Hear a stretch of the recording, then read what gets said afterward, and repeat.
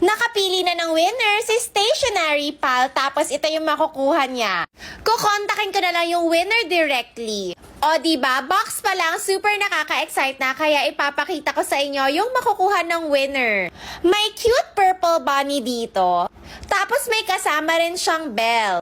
May Stationery Pal na sticker sheet. Tapos merong 3 pens. Kinuha ko na nga rin tong paper bag na kasama. Buksan na natin. Nako, kahit ako na-excite. Tapos meron pang sticker sheets dito.